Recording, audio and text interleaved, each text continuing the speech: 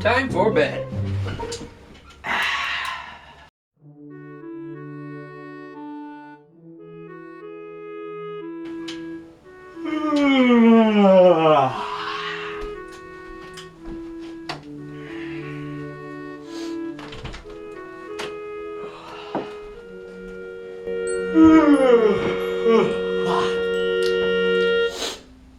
Hey, what the hell? Where the hell's my car?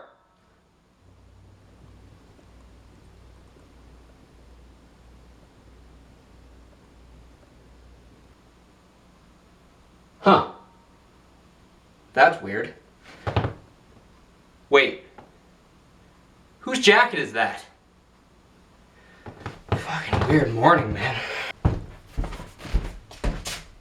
Wait a minute.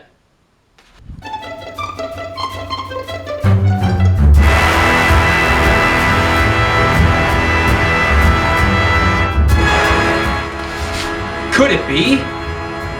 No, it can't be.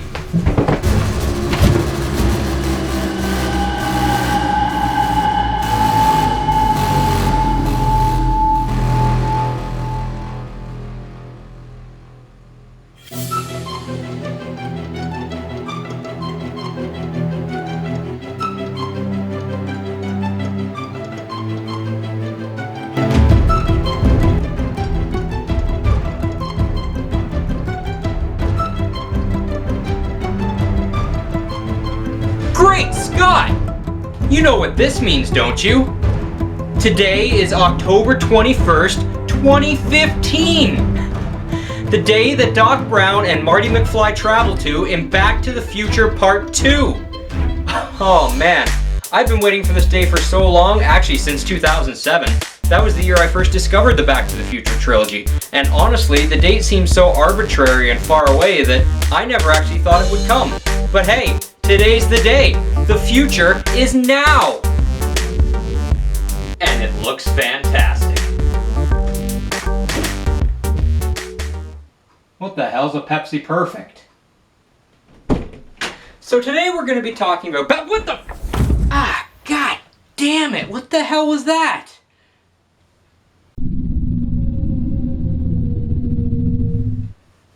Damn kids. So originally I was going to do this video on all the things that Back to the Future Part 2 got right and wrong about 2015. But hey, let's face it, everybody and their brother's done that video. BuzzFeed's done it, 11 Points has done it, so why would I beat a dead horse? So what I'm gonna do is I'm gonna focus on all the things that only came true because of Back to the Future. So let's get heavy. So we all know about the Miami Marlins, Skype, thumbprint technology, and the hands-free Xbox Kinect. Baby toy my ass. But today we're just going to be focusing on all the things that came true because of Back to the Future. Now, the first main one on everybody's minds is the hoverboard. Now, Lexus actually came out with their own version of the hoverboard, which is, by all definitions, a hoverboard, but it uses a specially magnetic track that can only be used on that track. So it's not as mainstream as we saw in Back to the Future Part 2. But we all want to talk about that neon pink one, the one Marty uses in Part 2 to get away from Griff and his gang, as seen here. Now, this one was actually released by Mattel, and it's a decent replica. For the price, you can't really go wrong, but a lot of fans had many complaints about it. One of the creators of Back to the Future, Bob Gale, actually withdrew his support from endorsing this product because of how bad he thought it was. And I can understand his criticisms, but it's the first replica hoverboard we've ever got, at least one that was mass-produced. So, honestly, I'm happy with it. But a few of the gripes that fans had were this right here. They chose to make this part of the hoverboard out of Velcro. Now, Why? What was the thinking there? I just gotta know, what were you thinking, Mattel? Like, in the future, are the bottom of our shoes all supposed to be made of Velcro so we don't fall off our boards? Is that it? I don't quite understand. Anyways, another big one that the fans were upset about is this material right here. In the movie, it was 3D, and it was actually some kind of, I don't know if it was some kind of plastic or what, but it was a 3D lenticular, and for this board, they just went and printed it on. That was it. And a lot of fans weren't too happy about that. Now, my main gripe, I know a lot of other people had it too, was that the strap on the swiveling green part right there, it was so big, I actually could have fit 2 of my own feet in there, and I still didn't feel secure, as if I was actually using this thing. So what I actually had to do, I don't know if you can see, is I had to super glue it to make it look more movie accurate. Now, come on, Mattel, seriously? If you watch the movie for more than 5 seconds, you know that strap isn't supposed to be a meter long, for God's sakes. I mean, it wasn't actually a meter, but you know what I mean. But, you know, for the price, it's an okay replica. I'm happy with it, and it's a proud showpiece in my room. So the other one is Marty's color-changing hat as seen on my head. Please excuse the hair. I didn't brush. This particular hat was made by a company called Diamond Select. Now, actually, it's a really good replica. My only gripe with it is this right here. Marty's did not have a strap. This has a strap. Now, there was another company that actually made this hat without the strap, but unfortunately, they've since been defunct. They've been defunct for many years, and I've forgotten the name of them. I'm sorry. Surely somebody in the comments can tell me. But it was actually a better quality hat than this, and sadly, I didn't get my hands on one at the time. And I'm kind of wishing I did, but you know what? This will do, and it's only like 20-30 bucks, so hey, who can go wrong? But yeah, I can't say Aziz are going to be too particularly popular anytime soon. I'm sorry, I just can't see it. So let's talk about the jacket. Now, this was produced by HalloweenCostumes.com, and it's a pretty faithful replica.